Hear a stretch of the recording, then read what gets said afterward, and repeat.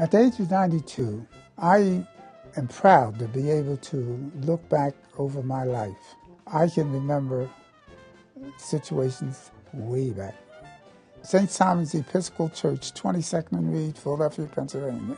My troop was 181. My scoutmaster was Mr. Morgan, and he was present all the time, encouraged us whatever activity we wanted to go into as far as scouting was concerned. I achieved my Eagle Scout in 1927. I was proud to wear the Boy Scout uniform because just being part of that organization meant so much to me. My early career as a Boy Scout and going camping and learning a little bit of self-confidence in what you could do. And, sometimes getting lost and the usual things boys do. All these things helped build up a character in myself that allowed me to handle crises. And that's exactly what Apollo 13 was. And, I think the character that you learn in scouting, working together, being honest with each other, being close-knit together, and depending on one another on our camping trips and doing things. All these things build character into a young man that he takes with him into adulthood and makes him a much better citizen. And that's why scouting to me has always been an organization I've always wanted to help. I think is one of the best youth organizations that we could have in this country. Scouting is a kind of program that once you're infected with it, you can't get away from it. One of the most remarkable things about this program particularly is the more you give, time-wise, resource-wise, the more you get, the more pleasure you get. There is nothing better for me than seeing kids I've worked with 8 or 9 years graduate from college, get jobs, and I know that there was an impact there. And it's a debt that I owe to the Scoutmasters who worked with me. I had some great leaders as a kid. And you know what? They took time away from their families and they took time away from their jobs to make sure I felt comfortable growing up, to make sure I set my goals, I hit my priorities, and I did what I needed to do to grow into a man. The venturing program was very appealing to us because of the high adventure aspect. It was rock climbing and backpacking and things that we had always wanted to do but hadn't had the opportunity to. Our crew is incredibly fortunate for having supportive advisors who have been with us since our chartering, and they do it because they have fun. We have a great time and we know they're having a great time. The role is specifically an advisor role, and their job's basically to sit back and make sure that we're doing what we want to do, but doing it safely.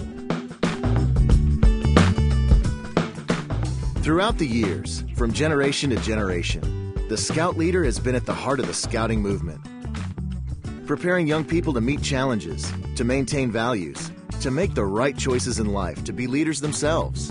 And just as important, helping young people have fun. This training program is designed to give you, the new Scout leader, many additional resources beyond fast start, position-specific and/or basic training. You're about to embark on one of the most engaging and rewarding experiences of your life. So welcome, and thank you for volunteering to be part of the great tradition that is the Boy Scouts of America. After completing this section, you will be able to identify the founder of Scouting, name the founder of the Boy Scouts of America, and cite various elements of Scouting. Scouting began in 1900 when British General Robert Baden-Powell, a returning hero from the wars in South Africa, decided to focus his skills on helping the youth of his homeland. He began teaching boys from industrial urban London how to be self-sufficient in the wilds of an English Channel island. He saw Scouting as a way for young people to learn from nature, and in the process, build self-confidence and strengthen character.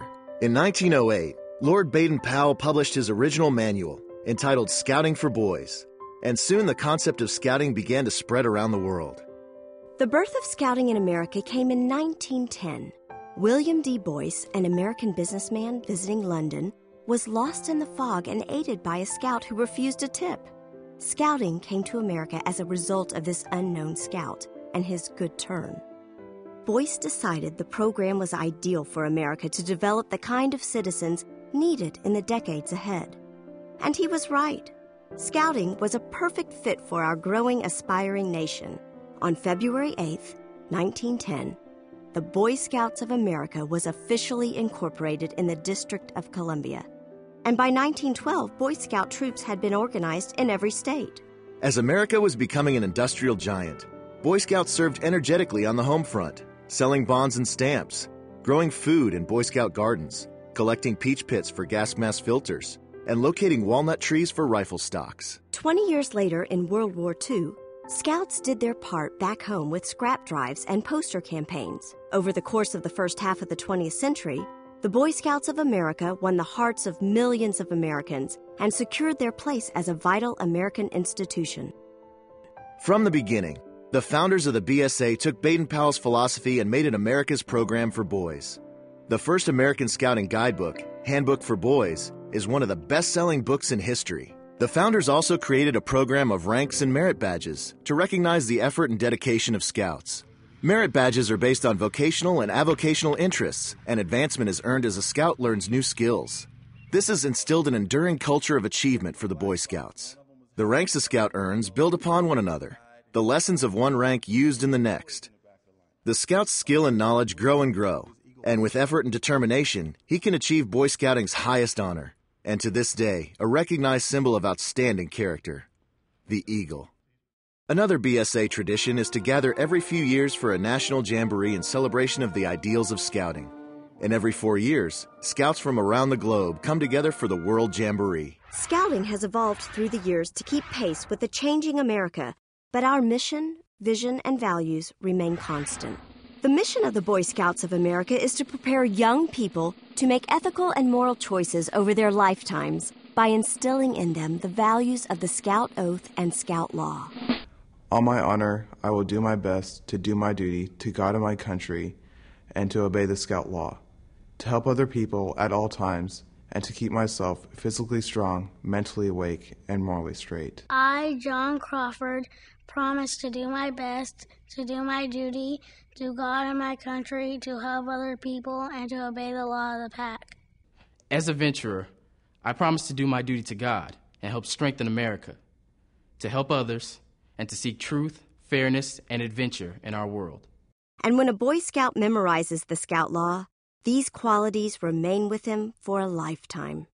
A Scout is trustworthy, loyal, helpful, friendly, courteous, kind, obedient, cheerful, thrifty, brave, clean, and reverent. The traditions of Scouting were built by volunteers, and they are sustained through the time, energy, and commitment of adults like you. You make the mission, vision, and values of Scouting come alive for young people in your community. There's nothing more rewarding than seeing young men and women you lead develop skills, self-confidence, and strength of character. But talk to any Scout leader and you'll soon find that the Scouting experience benefits the leader as much as the Scout. Scouting is for a family, and you do it because you care what kind of future you want your children to have. It makes me a more energetic person. It really makes me as an adult think about my image as a person. I love it. I love watching kids mature, and I love watching kids step up and become leaders. A little tiger cub will pull on his mom's coat and say, "There she is. That's my leader," and come up and grab me around the knees. I mean, that melts my heart, and I get something from that.